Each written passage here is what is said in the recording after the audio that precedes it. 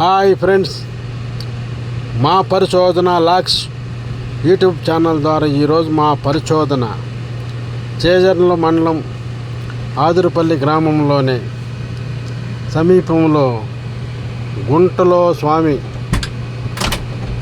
ఆ గుంటలో స్వామి ఏంది, గుంట ఏంది, అసలు ఏందా, ఎవరినేంది, ఆ మహనీయుడి గురించి మనం తెలుసుకోవడానికి ఈరోజు మన ప్రయాణం ఇప్పుడే కొనసాగుతుంది.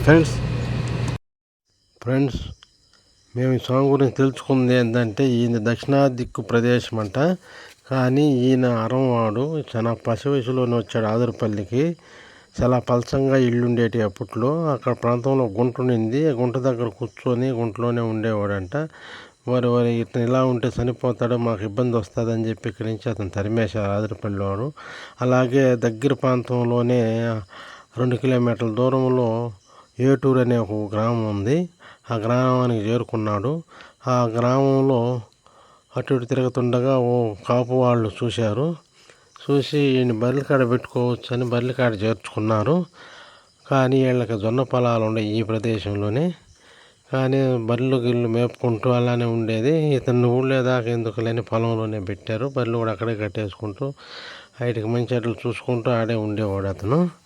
కానీ అలా ఉండగానే ఈయన వచ్చిన తర్వాత ఆ కాపు వాళ్ళకి బాగా కలిసి వచ్చిందంట ఫ్రెండ్స్. దాంతో ఈయన్ని ఇరసలేక ఈయన దగ్గరే పెట్టుకున్నారు. కానీ ఆ రైతులది ఈ పొలం కూడా. కానీ అక్కడే ఉండగానే ఆయన ఏదో చిన్నగా పూజలు చేస్తూ అవి చేసుకుంటూ చిన్న చిన్న భక్తి వ్యవహారాలు చేస్తూ, ఎవరికన్నా ఏదైనా బాగా లేకుండా మండేస్తూ అలాగనే ఉండగానే ఈయన తెలుగు నేర్చుకున్నాడు. తెలుగు కూడా బాగానే మాట్లాడే పొజిషన్కి వచ్చేసాడు కొంతకాలానికి. ఈయన ఇక్కడ వెంకటేశ్వర స్వామి పూజ కూడా చేసుకున్నట్టు ఉంటాడు. వెంకటేశ్వర స్వామి బొమ్మ తయారు చేశాడు. ఈయన ఇక్కడ పూజలు కూడా చేసుకుంటుండేవాడు. ఎవరైనా వస్తే వాళ్ళకి ఏదన్నా చెప్పడం జరుగుతుంది.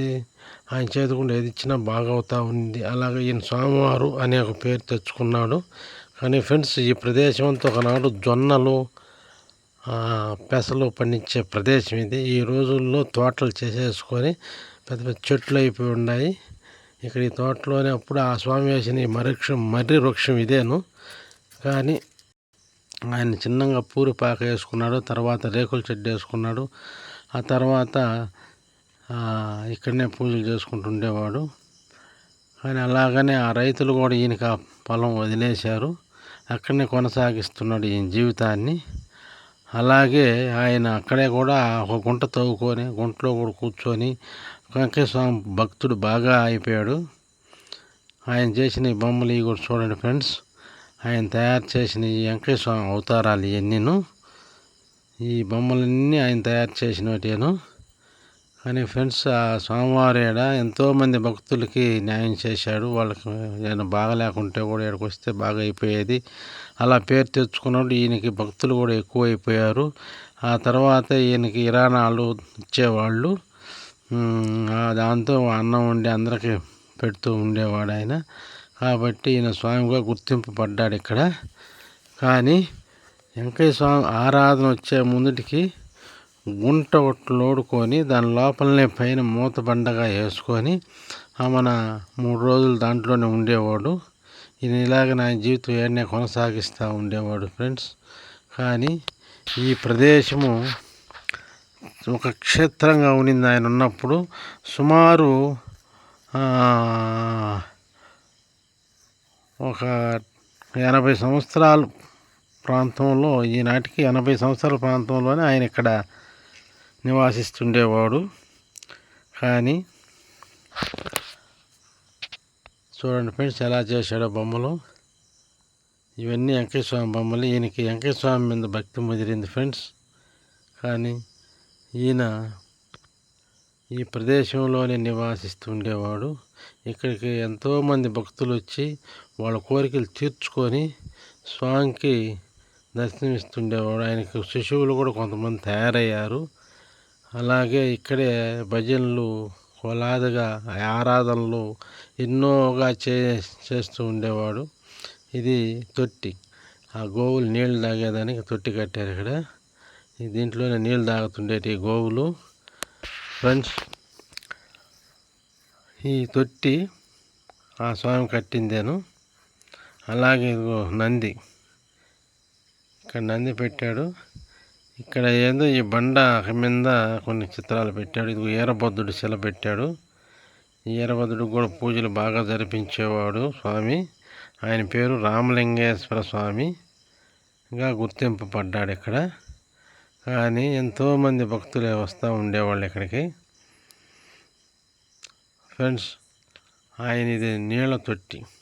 వచ్చిన భక్తులు దీంట్లో కాళ్ళు చేతులు మొహాలు కడుక్కొని భోజనం చేస్తూ పోయేవాళ్ళు. ఫ్రెండ్స్, ఇక్కడ ఒక క్షేత్రంగా ఉండింది. ఫ్రెండ్స్, ఇది రేకుల షెడ్డు. స్వామి ఈ బండ మీద కూడా కూర్చొని ఉదయం పూట ఉండేవాడు. ఫ్రెండ్స్, చూడండి ఎలా ఉంది ఈ ప్రదేశము.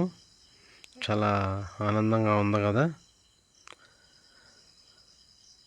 చూడండి ఫ్రెండ్స్, ఈ ప్రదేశం ఎలా ఉందో ఒక్కసారి చూడండి. ఇక్కడ హోమం కూడా చేసేవాడు స్వామి. రోజు ఇక్కడ మంట వేస్తూ ఉండేవాడు ఈ ప్రదేశంలోను. చూడండి, హోమగుండానికి కట్టెలు కూడా భక్తులు తెచ్చేస్తూ ఉండేవాళ్ళు. ఇక్కడ ఎంతోమంది భక్తులు ఎప్పుడు ఉండేవాళ్ళు. ఇక్కడ ఎప్పుడు అన్నదానం జరుగుతుండేది ఫ్రెండ్స్. ఎప్పుడు ఆయన దగ్గర 10-20 మంది కాసుకొని ఉండేవాళ్ళు. ఫ్రెండ్స్, ఇది ఈ లోపలనే స్వామివారు నివాసిస్తుండేవాడు. పూర్పాక తర్వాత ఈ రేకుల షెడ్డుగా వేసుకున్నాడు. ఇందులో స్వామి నివాసించేవాడు.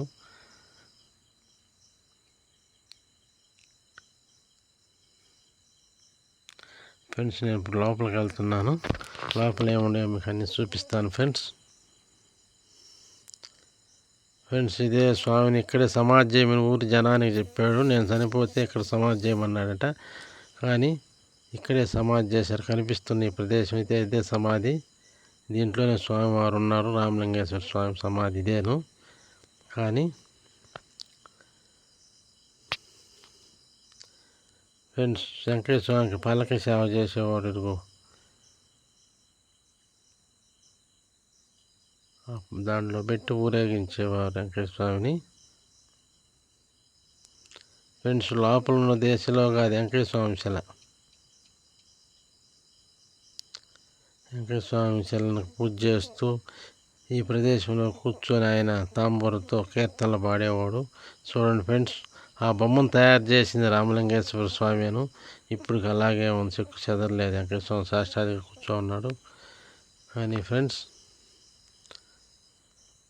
లోపల చాలా విస్తీర్ణంగా ఉంటుంది ఫ్రెండ్స్. బయటికి చిన్నదిగా ఉన్న లోపల విస్తీర్ణంగా ఉంది ఫ్రెండ్స్. ఇదే బయట ఉన్న తలుపు, కానీ అదేదో ఊడిపోయినందువలన ఇక్కడ పెట్టేసి ఉండరు. చాలా స్ట్రాంగ్గా ఉంది ఆ తలుపు మాత్రం. చాలా బరువు కూడా ఉంటుంది ఫ్రెండ్స్. ఇది ఈ తలుపు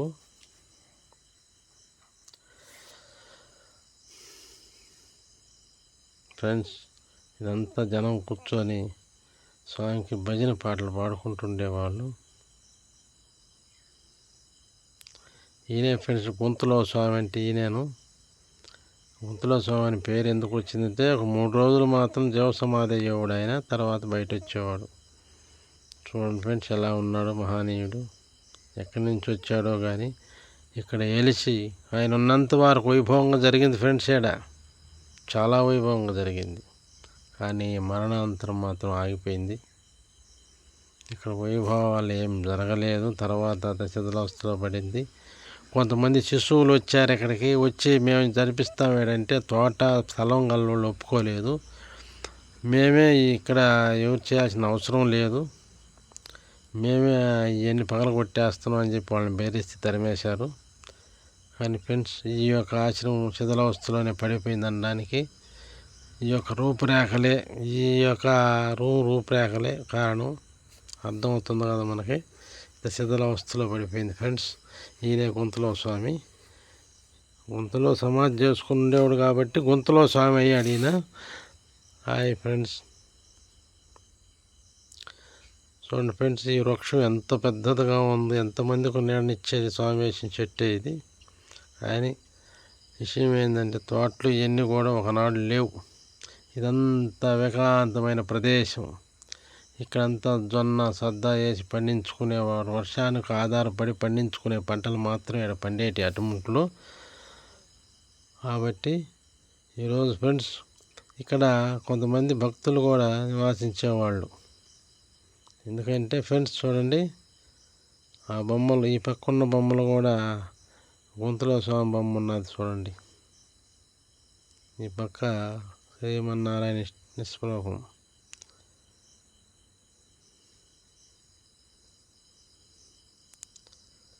ఫ్రెండ్స్, వెంకయ్య స్వామి బొమ్మ ఎంత అద్భుతంగా ఉందో చూడండి ఫ్రెండ్స్. అక్కడ ఇది హోమగుండం ఫ్రెండ్స్, అదే హోమం వీబిదే. కానీ ఇప్పుడు కూడా ఎప్పుడు ఆరాధనప్పుడు మంటేస్తున్నట్టున్నారు. చూస్తే ఆ వీబిది అలాగనే ఉంది.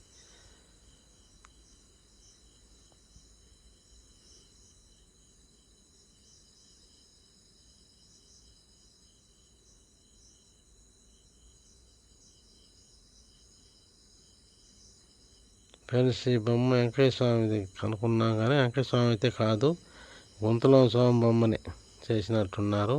ఆయన చనిపోయిన తర్వాత చేసిన బొమ్మ అది ఫ్రెండ్స్. అక్కడ రోళ్ళు చూసాం కదా, అక్కడ పచ్చళ్ళ పాడు దంచుకునే రోళ్ళు. ఇదిగో ఈ లోపల మాత్రం టిప్పుకి ఎంతోమంది అన్నం తినేదానికి ప్రదేశం. వర్షాకాలం అలాంటప్పుడు ధాన్యం అంతా ఈ లోపల వేసుకునేవాళ్ళు. ఈ యదాళం మాత్రం అందరూ కూర్చొని భోజనం చేసేవాళ్ళు ఫ్రెండ్స్. ఈ కొట్లు ఉన్నాయి కదా పక్కన, అవన్నీ కొన్ని ధాన్యం అంతా ఇక్కడ స్టాక్ చేసుకునేదానికి సైడ్ కొట్లు. కొంతమంది ఇక్కడ కూర్చొని భోజనం చేసేదానికి ఈ ప్రదేశం. ఇది ఒక రేకుల షెడ్ వేసేసి ఉన్నారు ఫ్రెండ్స్. గుంతలో ఎంతోమందికి అన్నదానం చేసిన